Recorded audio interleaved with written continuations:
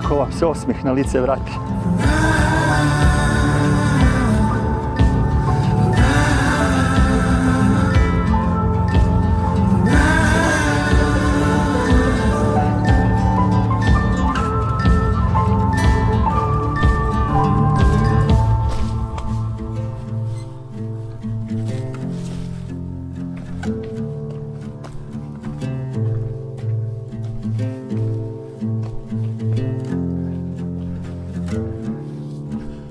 Got the white knuckles holding on it tight, keeping your feelings bottled up inside.